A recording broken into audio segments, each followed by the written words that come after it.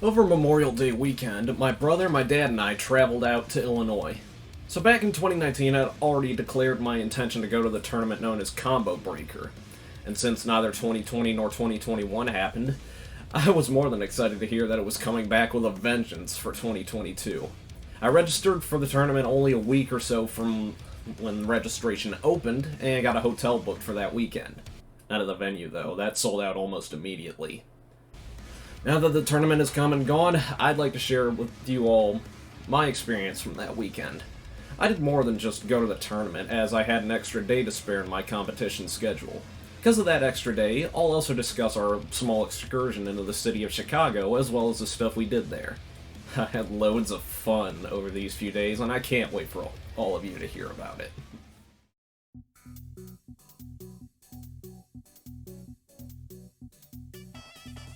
Sometime around 11 a.m. Eastern Time, we hit the road, running into multiple spots of rain going on and off. At some points it was raining lightly, and at some points it was pouring. And along the way, we also got to see a vehicle fire. Oh my god. I really hope those guys were okay. We passed through northern Indiana as we circled Lake Michigan into Illinois and into the city of Chicago. Everything was going swimmingly when we entered the city. Until it wasn't. Being on a roadway right next to the city meant it was going to be extremely crowded and slow. This wasn't just stop-and-go traffic, this was bumper-to-bumper traffic. The fact that there was construction going on didn't help matters either. Not only was there traffic inside the city, there was traffic outside too. All in all, we spent nearly an hour on the Chicago Skyway. Don't take this road if you're not going into the city. Thankfully, getting to our hotel room in Schaumburg was far less painful. Once we got ourselves checked into our hotel room, and I snapped this picture from outside the window, we decided to head out for dinner. We chose a restaurant chain that has its roots in Chicago, Portillo's. Portillo's? Portillo's? I don't know. I'm gonna call it Portillo's. Portillo's is one of those restaurants that's styled after a 1960s diner, complete with several relics of Americana decorating the walls and the ceiling. While Portillo's is primarily a hot dog place, they also serve other things like an Italian beef sandwich that my dad swears by. While I didn't have the sandwich, I opted for a delicious chili cheese dog. Both my brother and dad got the sandwich and claimed it was really good. My brother said he wasn't really a roast beef kind of guy, but enjoyed the sandwich. They also got a Chicago dog. Again, not really my thing, I'm a picky eater. With all the works on it, splitting it between themselves. There may or may not be a Portillo's in your area, but I would definitely recommend going to one in the Chicagoland area since it's more authentic. So right now we're going in to get our registration lanyards and stuff, and if you can't really see, that's quite a line that's forming back there. So we were all impressed on how quickly and efficiently the staff and volunteers moved everyone through registration and vaccination status confirmation. There were hundreds of people in line wrapping around the lobby, and it felt quick, despite the whole process taking over an hour. While I was in line, I got to see some well-known FGC personalities lingering around the lobby, including Tony and Tom Cannon, co-founders of EVO and creators of GGPO. And through all the time I spent in line at check-in, I was very excited to check this place out. But it would have to wait until later.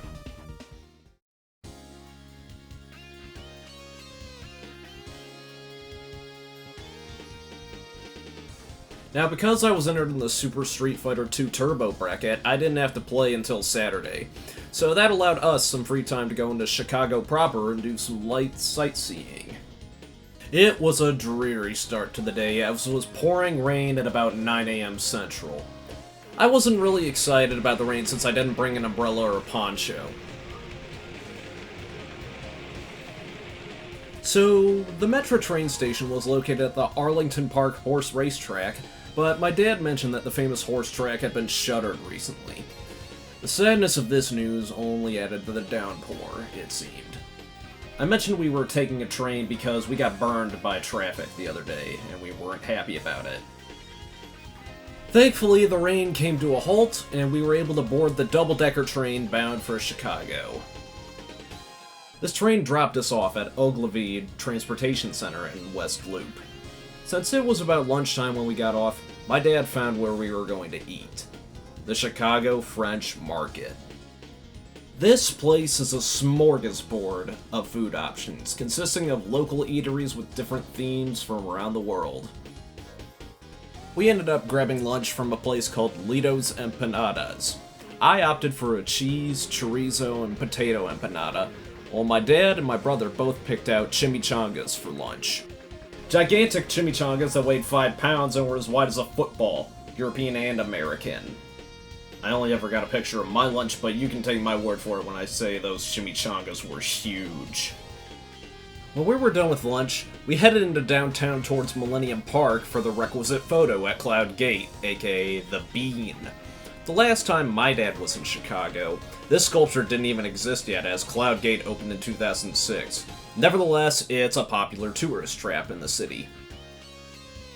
After satisfying our requirement of getting a photo at the Bean, we got in line for a crowded bus that would take us south towards Hyde Park.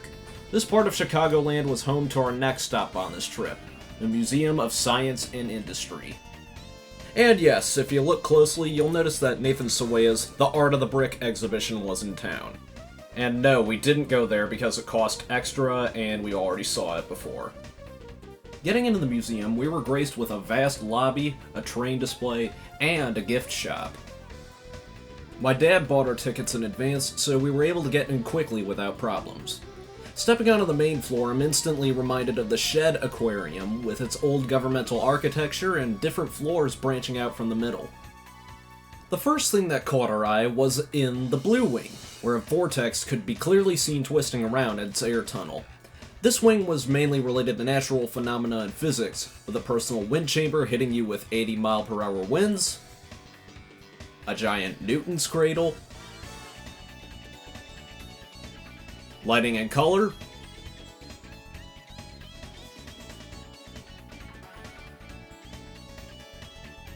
and even a Tesla coil, among other things.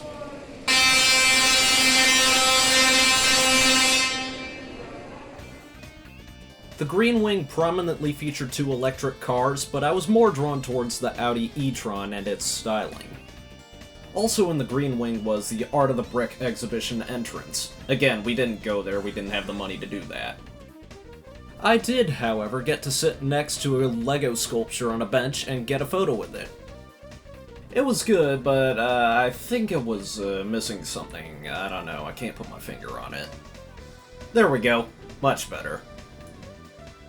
Also featured in the Green Wing was a large model train display with small model trains against scaled interpretations of parts of Chicago and Seattle. They also had interactive buttons that did things like move a large cargo crate onto a boat.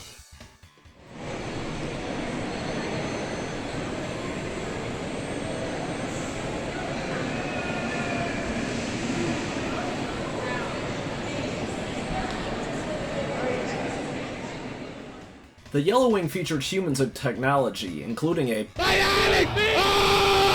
as well as Windows XP machines? Yeah, I found it surprising after all these years that some companies and museums refuse to let go of this beloved operating system. But in the case of the museum, they really need to let go. Some of these exhibits don't even work. Like this one right here in the Patterns exhibit. A Star Wars Trilogy arcade machine gave its life to become this.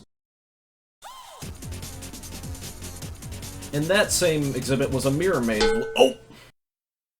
a mirror maze with all this cool lighting on the floor. I've always been a sucker for this kind of lighting on the floor panels ever since I saw Tron Legacy, and while it may not be related to movies, it still looks cool. The fact that the floor lights change color made it even cooler. The biggest thing we did at the museum was this coal mine exhibit. Sadly, I didn't get any footage inside it due to their rules about technology inside the exhibit, but I did get this lone picture outside the entrance. That's an elevator that takes you underground into what used to be an actual coal mine from the late 1800s. Well, it wasn't a vast exhibit, it was rather small, but it was the right size for a centerpiece exhibit. On the lower floor, there was this exhibit called Colleen Moore's Fairy Castle. Now, I know what you're thinking. Ew, sounds like something for little girls, yeah. Yeah, I thought that too, until I actually saw it. Apparently this was a 1920s child actress's lifelong dream project that received very extravagant decorations and upgrades. It has a bunch of precious items in it, as it has gold, diamond, jade, and platinum in several of this model's pieces. It also included things like fabrics with stitching invisible to the naked eye, or something like that. This was a pleasant surprise to look at, actually. I finished my day at the museum by turning the steering wheel of an old boat, fulfilling my dreams of becoming a pirate captain and sailing the seven seas. If only for a moment. Getting back into the city was a little bit tough since we didn't want to take the bus again, so we chose to get on another metro train. It wasn't fun either. My dad had to fight with the machines to get our tickets, and we ended up missing a train going into the city by seconds. Thankfully, we didn't have to wait an hour for the next one, more like 15 minutes. We were originally going to make a reservation as a pizza place in the city, but their website was stupid and wouldn't let him place the reservation. Technology is fun sometimes. So with our pizza plans aborted, we decided to go elsewhere for food. Along the scenic Michigan Avenue and past the Wrigley building, we took a flight of stairs down to the lower layer of the city. Here, we found a small bar and burger joint called the Billy Goat Tavern. If you know your Chicago sports history, the name will make sense to you. If not, pause the video and look up The Curse of the Billy Goat online and come back in a moment once you've read up on it. Time over. Done reading? Good. We decided to get some double cheeseburgers here, and I have to say I've always been impressed by the small burger joints like this. You'll notice hearty meals are a recurring theme on this trip. We didn't go hungry for one day. Sure, it costs a bit more than fast food, but I'd say this was worth every penny. The tavern was buzzing since it was a Friday night on Memorial Day weekend, so there were positive vibes in the air. Definitely check out this place that's hidden from the surface. With our stomachs full and our feet hurting, we got on the metro train back to Arlington Park, drove back to Schaumburg, and retired to our hotel for the night. We didn't have enough energy left in us to visit the tournament tonight, so we were going to check out the tournament tomorrow. Well, at least I was.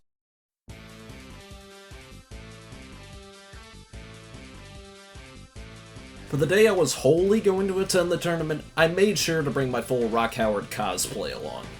Now, I didn't enter in their cosplay contest because my hair is the wrong color and I didn't make the jacket. We got into the building and stayed grouped up for a moment before my dad and my brother left to go do their own thing, like get lost in the local IKEA. I entered the main convention floor and was blown away.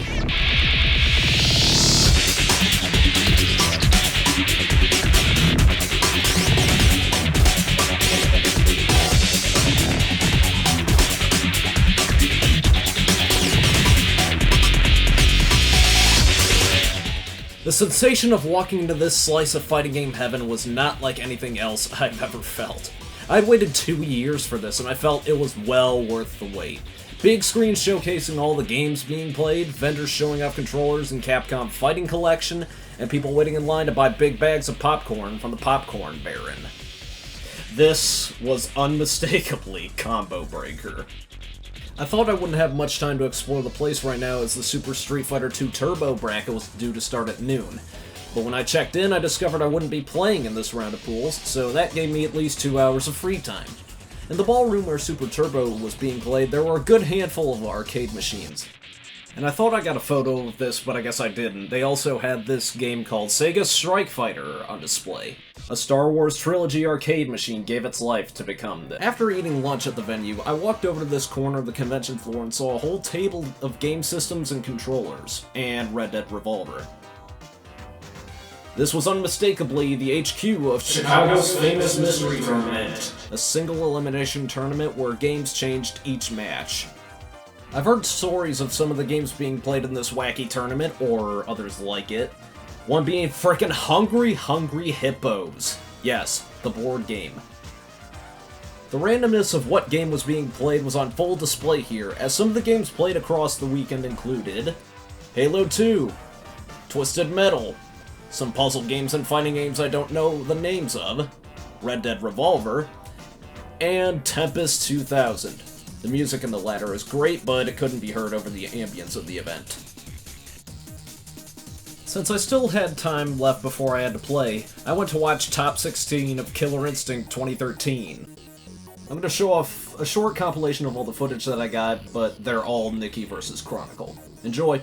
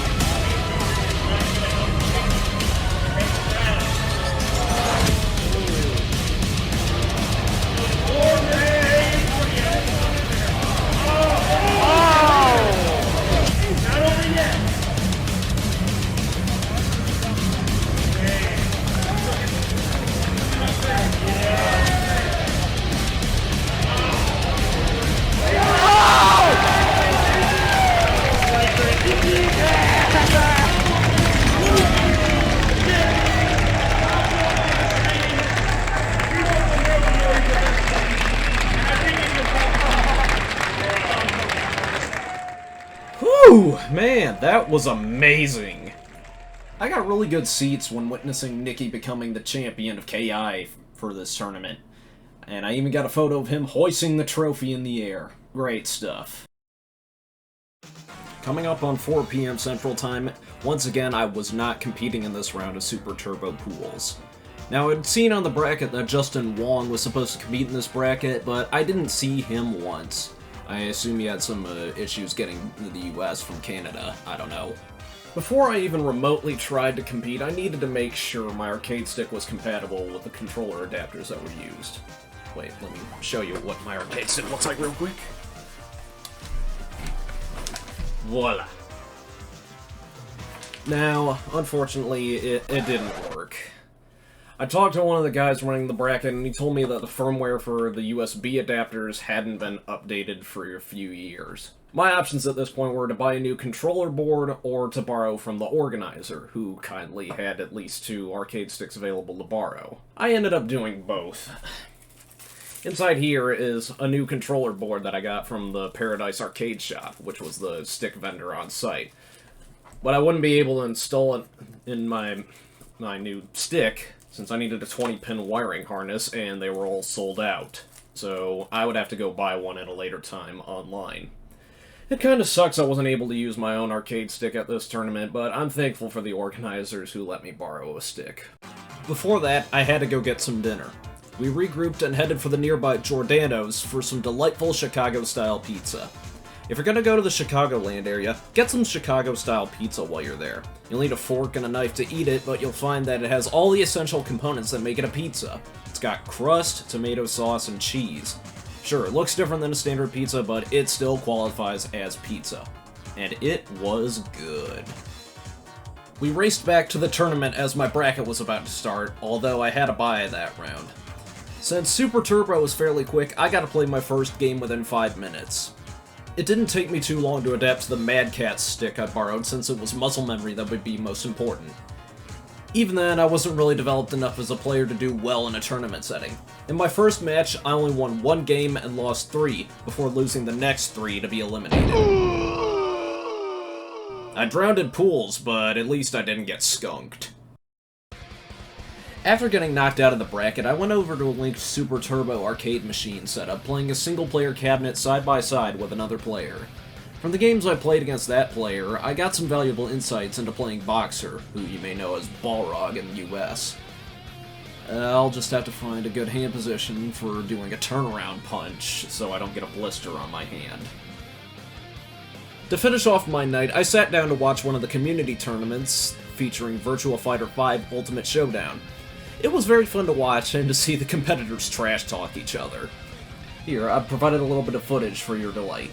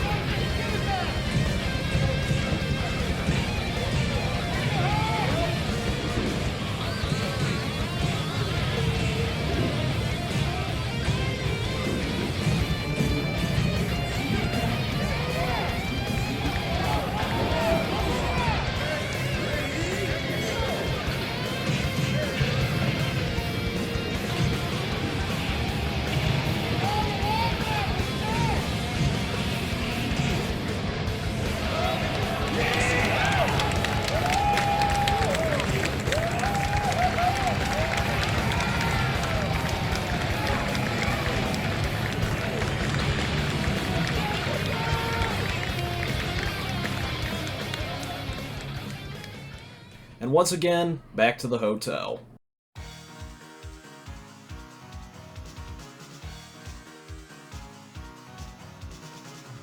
For the final day of our trip, we checked out of our hotel at about 11 a.m. Central.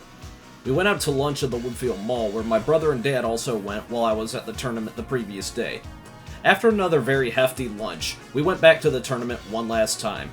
I had told my dad I wanted to watch some event on the large screen before we went back home. We arrived just in time to watch Grand Finals in Street Fighter V, where another comeback was made. Not saying it wasn't impressive, I'm just saying it's par for the course in SF5. It was very hype.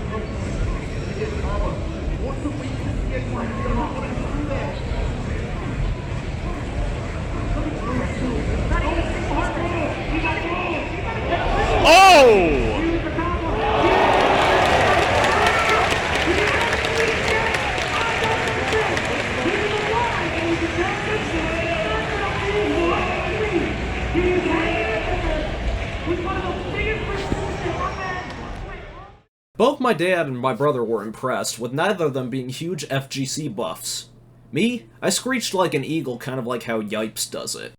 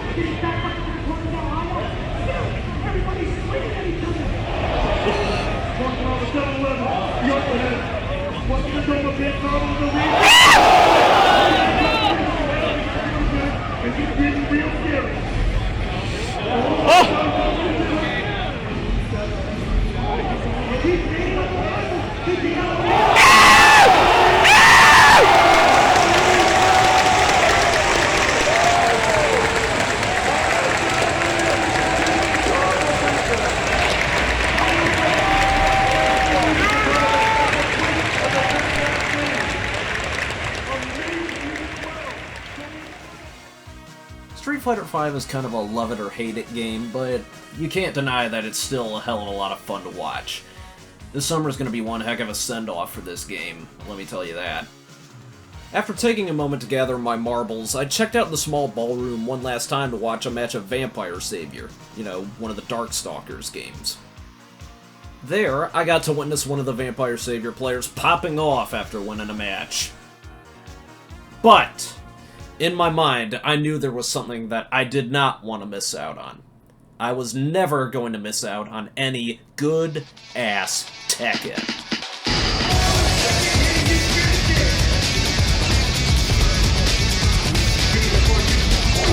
Oh!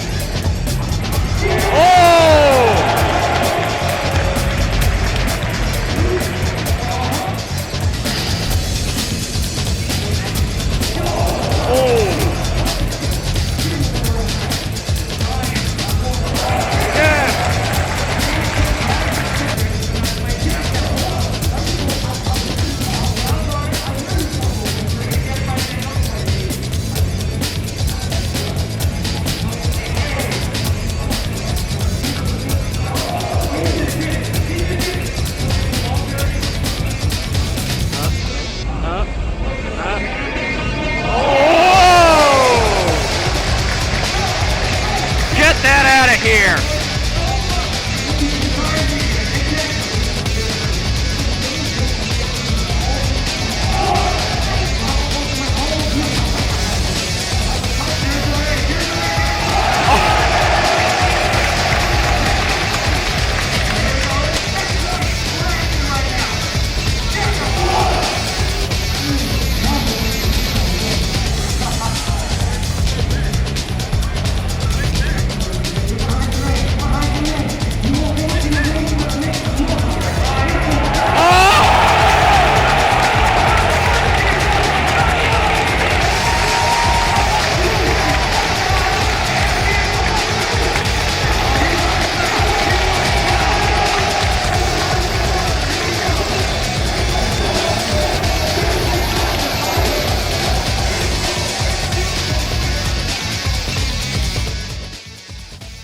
I could have stayed and watched all that Tekken all day, but alas, we could not stay forever.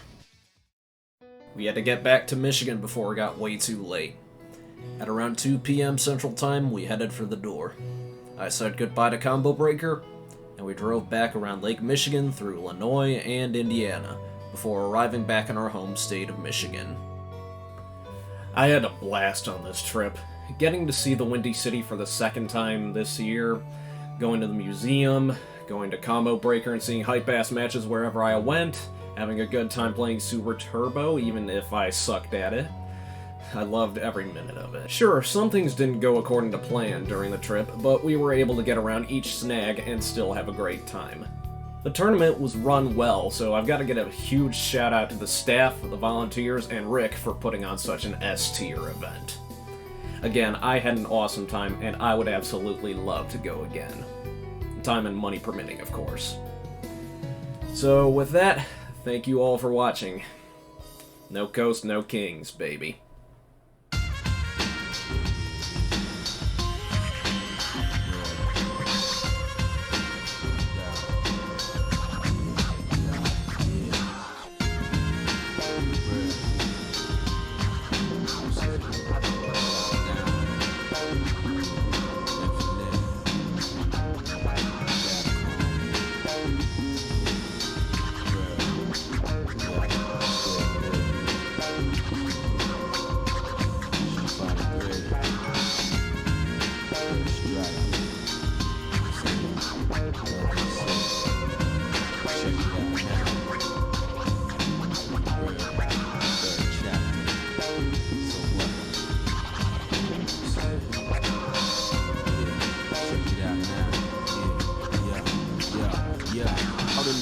Village, a dark world with street soldiers, thugs and gangbangers. Just like we showed you that last part of your life, but now it's changed to the newer era. Sick, even more colder than whatever. Yo, it's time I moved on. I broke my title up. Everybody got to beat it. It's time you hung it up. Optional. The level you on, you better settle. This would have been the closest you got to the medal. If you plan to start from scratch, you gotta fight your way up. It's all about the victory and who's getting ate up. Survivors are always labeled the fittest. That's why you couldn't win this. I'm the living legend, veteran in this. My first priority got dealt with successfully. Nothing more to prove in my corner, no more testing me. I finished all my missions, you tell me who the best could be. Capcom and Lockdown, Infinity Street Fighter 3. Yo, I moved on, now my life is much better. On to bigger things, but we hustle forever. We cut your life short, plus you thought you was clever. It's all about the family, we stay silent forever. Yo, I moved on, now my life is much better. Now we on some bigger things, but we hustle forever. We cut your life short, plus you thought you was clever. It's all about the family, we stay silent forever. For real. Third chapter, third strike, third world. You know what I'm saying? It's all about infinite. Change. No doubt. Split. No doubt. Straight out. Moved on.